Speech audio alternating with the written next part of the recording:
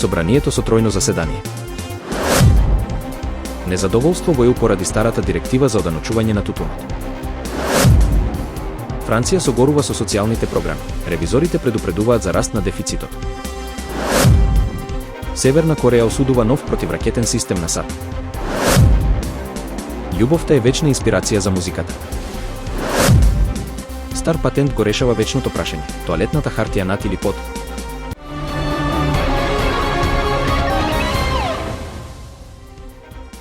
Собранието денеска ќе одржи продолжение на 3 пленарни седници, 49-та, 22-та и 41-та, на кои ќе се разгледуваат клучни закони, извештаи и меѓународни конвенции. На 49-та седница, единствена точка е измената на Законот за заштита од вознемирување на работно место. На 22-та седница ќе се дискутира за извештајот на Европската комисија за Македонија за 2024 година, предлогот за разрешување на членови на регулаторната комисија и декларацијата за признавање на државата Палестина. Во рамки на 41-та седница ќе се ратификуваат неколку меѓународни протоколи и конвенции, како и измени во Законот за пензиско осигурување. Заседаваат и неколку собраниски комисии. 15 земји членки на Европската унија изразија незадоволство од сегашната директива за оданочување на тутунските производи и повикаа на нејзина ревизија. Министерствата за финансии и економија на овие држави испратија писмо до Европската комисија, истакнувајќи дека постојната законска рамка е застарена и не одговара на современите предизвици на пазарот, особено во однос на новите никотински производи. Министрите укажуваат на проблеми со шверц и нелегална трговија кои ги нарушуваат правилата на единствениот европски пазар. Тие изразуваат разочарување што иницијативите за ревизија не се вклучени во работната програма на Екзагодинава и бараат измените да се третираат независно од пошироката ревизија на директивата за тутунски производи. Иницијативата ја поддржаа и дополнителни земји, вклучувајќи Австрија, додека Португалија и Хрватска не се меѓу потписниците. Во вчерашниот извештај на ревизорите, пренесен од француските медиуми, како главна причина за зголемениот буџетски дефицит се наведуваат обемните социјални програми. Социјалниот фонд за 2024 година има дефицит од 15,3 милијарди евра, а за 2025 се предвидува дека тој ќе порасне на 22,1 милијарда евра. Председателот на ревизорскиот суд, Пиер Московиси, предупреди дека владините проекции за економски раст и фискални заштеди се премногу оптимистички, порачувајќи дека е потребно повторно преземање контрола врз јавните финансии.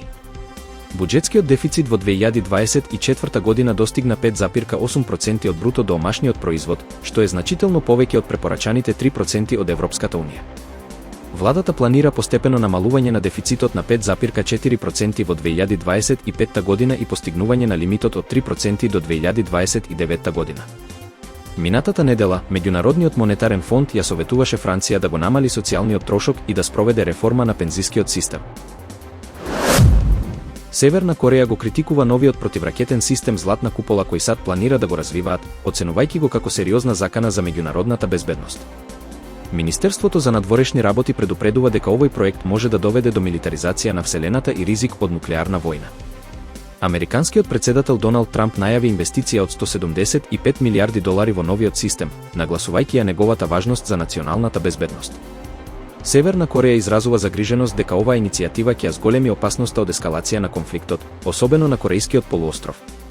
Поради постојните напнатости, Северна Кореја предупредува дека милитаризацијата на вселената би можела да предизвика нова нуклеарна конфронтација. Овој систем се смета за дел од пошироката стратегија на САД која ги загрижува соседните земји и меѓународната заедница. Корејското министерство за надворешни работи апелира за воздржаност и диалог, предупредувајќи дека понатамошното развивање на вакви оружја може да доведе до непредвидливи последици за светската безбедност и мир.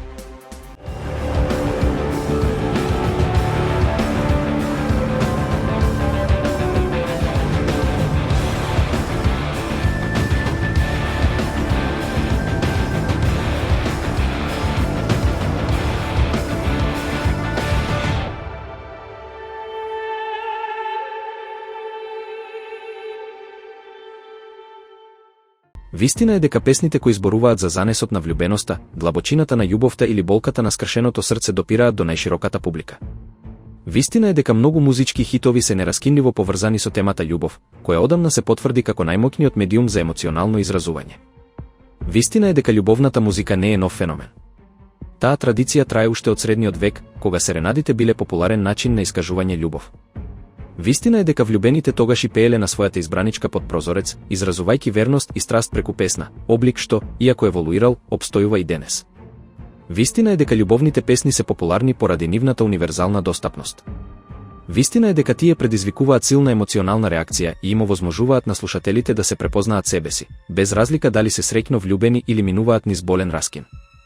Вистина е и дека токму таа идентификација ја прави љубовната песна толку привлечна и пазарно успешна. Истражување на Димитар Банков покажа дека зборот љубов е најчесто користениот во речиси сите жанрови, со исклучок на хип-хоп, рап и метал. Вистина е дека само во поп-музиката се појавува дури 45.000 пати, што уште еднаш потврдува, љубовта е вечна музичка инспирација. Вистина е дека љубовта како тема нуди бескрајни можности за креативен израз, од нежни балади до енергични поп-химни. Музичарите често се потпираат на лични искуства или универзални чувства кога ја создаваат својата музика, што и дава автентичност и длабочина. Вистина е дека токму оваа искреност ја прави музиката допадлива и трајна. Вистина е дека љубовните песни не само што забавуваат, туку и лечат. Тие можат да утешат по раскинување, да разбудат сеќавања, да поттикнат надеж или да создадат романтична атмосфера.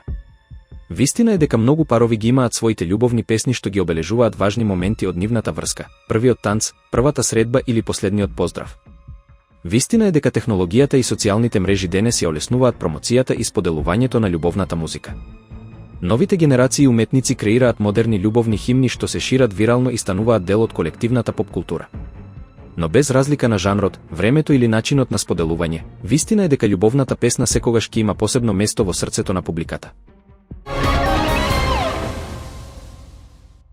Дебатата дали тоалетната хартија треба да се одмотува над или под ролната трае со децении и ги дели луѓето на два жестоки табора. Аргументите се силни на двете страни, едни наведуваат подобра хигиена и полесно користење кога хартијата е одозгора, додека други сметаат дека варијантата до зидот ја спречува децата и милениците да ја истегнат ролната. Но во 2015 година беше откриен патент стар повеќе од 1 век кој можеби ја решава оваа дилема еднаш за секогаш. Станува збор за цртеж од 1891 година, поднесен од Сет Вилер, пронаоѓачот на ролната тоалетна хартија, на кој јасно се гледа дека хартијата виси над ролната. Вилер во патентот објаснува дека таквото поставување овозможува полесно кинење на перфорираните листови и помала потрошувачка. Дополнително, научните истражувања потврдуваат дека овој начин го намалува контактот со зидот и со тоа, можноста за ширење на бактерии. Историјата и науката изгледа го поддржуваат таборот над.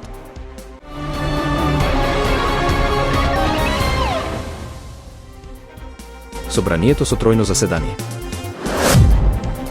Незадоволство во ЕУ поради старата директива за оданочување на тутунот. Франција согорува со социјалните програми. Ревизорите предупредуваат за раст на дефицитот.